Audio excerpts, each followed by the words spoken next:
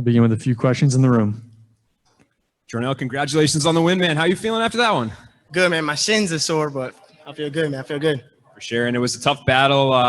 Talk to me about what these last couple of months have been like. I mean, you weren't even signed to a multi-fight deal with Bellator. Then you were in their rankings, top 10. Now you just beat the number 8 guy. You must be feeling pretty good about yourself. Yeah, man. At first, I was scared I wasn't even going to get the call to get signed. And then they called me. Finally, like a month after my last fight, they finally called me and they gave me the deal. And, you know, I was excited for that. And then when they came out with the ranking system, I didn't expect for them to put me on the top 10, to be honest. I'm like, they know I exist? You know what I'm saying? Like, I don't even think they know I'm alive, you know? Like, even before this fight, there was pre-fight interviews. I'm in the top 10. I didn't get a pre-fight interview, you know? Still don't know I exist. What's going on? Well, I think you'll get one next time for sure. And was it nice when the rankings did come out to see that the guy you're fighting was above you in the rankings? Yeah. When I seen him, he was above me. I was like, okay, I'm working my way up already. I was surprised to be in there. Now I just fought a guy that was number 8. So the fact that I'm mingling with these guys already, to me, is just like, wow. You're not only mingling, you're beating them. So where do you go from here? What number do you think you'll have on Monday? I mean, well, I guess in order for people to be in the rankings, they have to fight, right? Am I correct? So there's a couple of people that haven't fought yet. When they fight, I'm guessing they're going to be put into the top 10 as well.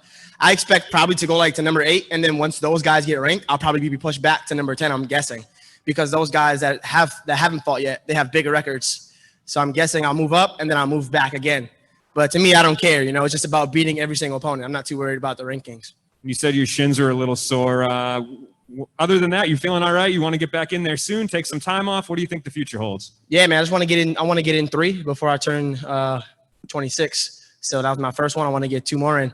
Shins are definitely beat up. I was calf kicking them, and the worst part about it is that's like I don't feel like my shins can hold up as many kicks as it takes to put someone down with calf kicks. Because people think, oh, if it lands, you're good. Even if you land a kick, it still hurts. You know what I'm saying? And then if one check and you just lost like half the kicks you can possibly throw, pretty much, you know? So, yeah, I got real sore pretty quickly. Congratulations on the victory, mate, and remaining undefeated. I saw Big John giving you some props on his podcast. You said you work so hard every day so that one day the whole world shares his opinion. How far away are we from when the whole world knows your name? Well, first thing, I got to just continue to keep getting better. Right now, I feel like I'm a solid fighter, but there's still like for example, when I took him down, I could have done more. Like I'm better than that grappling, you know? And I could have shot the sub sooner, you know, just, I gotta get in there more and I have to do this. I still have to grow as a fighter. I feel like I have all the skills in place and I'm able to pull out all of my potential now. But now I have to be able to like really capitalize on that. You know what I'm saying? Like I can use all my skills now, but now I have to really start capitalizing. I should have been able to get the sub. But when I finally thought, hey, you know what? Let me shoot the sub. It was 10 seconds and he knew that, oh, the bell's going to ring. I'd rather go to sleep. I should have shot it sooner and I would have been able to get the sub, but I'll keep learning, you know? All right, Keith. Hey, Jornel, it's your boy Keith Schilling from Sherdog. I got to pick a little beef with you, man. You said that people forget you on the pre-fight media. Don't forget. Hey, don't forget. Not everyone does, because your boy interviewed you before. But again, they forgot about it. They did. People weren't even in the top 10 that were getting interviewed. For me, yeah. They don't know I exist. So let's do this. Jornel, do this. You're 6-0. You're 3-0 Bellator. All 3 with dominant wins. You're in the rankings. Like, you ain't scared to talk. Call your shot. Who do you want? I got my eyes on all these guys, man. Once again, like I see, like May 7th is a crazy card. Man, they got a lot of 35ers on that card fighting. So I'm pretty much just watching everyone, you know. I'm still new. I'm only 6-0, so I'm not in a rush to get to the belt. When the time comes, I'll be ready. You know, I have to get ready for each and every individual. So for me, I'm not calling anybody out right now, but I'm definitely going to be prepared for whoever's in my way. All right, I'll make sure Mike calls out the person for you. Yeah. And shout out to my boy Michael Kimball. He was a big help for me to even get here, man. He's the one that put the word in for me to get on Bellator, and shout out to him. He's there for every single one of my fights. He's always behind me, always helping me to get prepared. So hopefully one day he can be back here too with me, fighting these guys and putting these guys down. Yes, sir. Quick question for you. When you were in the southpaw, you were throwing that faint jab coming across with the calf kick, that combo was landing so much for you. Is that something you saw like pre-tape that was going to work, or you were just feeling in the moment? Yeah, well, that's just one of my skills, man. I have a lot of skills. It all just depends on how the person that I'm fighting fights. So for him, I was trying to work the jab and I was trying to do different things, but they weren't there because he does a good job of protecting his face. But when you protect your face so much, something else is open. And in this particular case, the legs were open. Some people might protect the legs really well, and if they protect the legs really well, then their head's going to be open. So it's all about making adjustments to whoever I'm fighting. So this guy, the calf kick might be open. The next guy I fight, maybe he protects his legs well, and the head might be open. Like if you watch when I fought Sue, though, he always backed that front leg up. When he backed that front leg up, his head was open, and I come up to the top. So it all depends on how the person defends themselves. I'm going to make adjustments, and I'm going to start capitalizing on it. Joe? Jornel, congratulations, man. You know, with being ranked number 10, just beating number 8, is this the biggest win to date? And it's also the most rewarding win for you in your young career? Are you asking me or are you telling me? I'm asking you. Oh, no, this isn't. I would say my first Bellator fight was the most rewarding fight because obviously it was my first fight on a big stage. So that fight for me was like the biggest fight. This is one of the most important fights because I feel like this is the first fight where because I'm ranked and I'm signed, everybody has their eyes on me now. So it's more, I guess, more notoriety from the other fighters, my peers, as you would say. Thanks, Jornel. Donna? Jornel, congratulations on a great result. You mentioned a little bit about Bellator 258, the card coming up. Pretty much everyone ahead of you in the rankings, bar I think 2 guys, are fighting that night. Are you waiting until that happens to look to get back into the cage again? Man, I don't care about those guys, man. I don't care about those guys. At some point, I'm gonna have to fight every single one of them. So they could all do whatever they want to do.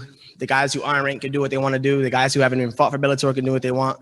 Eventually, I'm gonna have to fight them all anyway. So I'm not worried about them. I just got to keep getting better myself. I'm gonna do me. Thank you, man. Maria? Hey, Jornel, Maria Morales with Throwing Bows Podcast. First and foremost, congratulations on a fantastic win. Thank you. I have to ask you, though, it seemed, obviously, with not having a crowd there, I know some fighters like it, some fighters don't. You definitely were taking instruction and taking instruction well from your corner. Do you prefer, first and foremost, not having the crowd there that you can really hear your coaches? Or do you think that this fight would have even been more meaningful for you had there actually been an audience? Yeah, I mean, I think the audience is just cooler. It's just a cooler, like, scenery. I don't think it really matters though at the end of the day because the crowd can't fight for you. The coaches can't fight for you. The fans can't fight for you. It doesn't really make a difference, right? I mean, at the end of the day, it's just me and that person fighting. I think it's cooler for everybody who's watching me and who supports me for them to be able to be there. And like also on camera, it looks good. Like when you see everybody in the background screaming, I think it looks cool. This is a little bit, it's not boring, but like there's no like when you hit them, everybody's going crazy. You know, you miss a shot, so I think you miss out on that part. It's just a little bit funner. But ultimately, it doesn't make a difference because you're the ones fighting. All right. And also, so again, you were listening to your coaches. It was clear they were giving instruction. You were doing what they were asking you to do. At any point in the fight, did you feel like you were really just on autopilot with the way that the fight was going? Yeah, I just felt like I could see everything pretty good, man. I have good eyes, so I felt like he was being real cautious, which was making it a little bit more like he was being cautious. And I'm not the type of guy to get greedy and to get anxious. You know, I'm just going to do my thing. And he was probably waiting to try to catch me with something or try to catch me like slipping. So I just stay tight. You know, I'm going to stay humble in a fight. What I mean by humble is like I'm not going to do anything crazy. I'm not going to get ahead of myself, start taunting a guy. I'm just going to do my thing. I'm going to stay humble because I don't know what the guy has planned for me. So I just kind of keep working behind my jab and try to build upon that. But too bad I couldn't really – I should have been able to do more, and I couldn't really because I felt like he was being very cautious. And it's hard when somebody's being real cautious, you know. And I know when I fight people, they probably feel that way about me. They're like, I can't hit this guy. So he was kind of like being very defensive. So, yeah. We'll take a couple more questions here. Simon? Hey, Jornel, Simon Romero from Behind the Grind. I just have this one for you here. We saw you dancing with your teammate, Mike Kimball, and you mentioned him early on in these interviews. So just can you touch on your relationship with Mike Kimball? Yeah, he's somebody that I grew up with him since I was younger. him, my friend Jesse James Kazakowski, when I was 14 years old, we all like pretty much, well, me and Mike started together pretty much back in the day. He was real small. I was a lot bigger. I had puberty faster than he did. And then he finally grew up, and he actually came to Bellator before I did. So at first I used to come corner him when he was in Bellator. I used to come corner him, and he put the word in for me to get here. And eventually, finally, when I got a fight here, they started noticing me, and he kept on putting the word in for me, and I was able to get in. So that's why I said shout out him. And not only is he the reason why I got here, but also he's there for me every single fight. Not only shout out him though, he was a big help for me getting here, but shout out to everybody from my gym, Combat Club. Man, that gym, they helped me so much, man. They gave me the ability to go in there and utilize the gym, and I run MMA classes, and me and a group of guys, we all get good work together. Me, my friend Jersey, my boy Bryce Gamboa, he's another 35er that you guys got to watch out for. He's definitely going to be up here right alongside me eventually. There's more people like me. There's more A1 fighters. There's another guy, we call him Too Solid. His name is Jared Benacourt. He's a 25er, somebody that's just like me, a lot of skills, pay the bills type of guys, and another fighter, Brandon Carroll. These guys are like my team, my A1 team, and my goal is to get these guys here with me. Right now, they're all undefeated pros, but they're working their way up. So shout out to all those guys, and thank you guys for helping me so much in training. Last one, Dylan. Hey there, Jornel. Appreciate the time here. One of the individuals that's not going to be on that Bellator 258 card that is in the top 10 is number 6 ranked Leandro Higo. Is that someone that you could see yourself getting in there with, just to, fight a top ranked opponent, but also maybe facilitate a bit of a quicker turnaround? I'm going to beat him just like all the rest of the guys. It doesn't make a difference, man. I feel like my skills, I got the skills to beat any of these guys. I don't think that guy has nothing for me, to be honest. He's good, but he's an older dude, and stylistically, that tough guy, I'm going to beat you up. Oh, you can't grapple, so I'm going to take you down and try to choke you out. And I got something I'm a good grappler. I'm a good stand-up fighter. I'm smart, I'm sharp, and I make adjustments. So if he's next, then I'm going to be 7-0 very soon. All right. Thanks for the time, Jornel. Congrats. Thank you.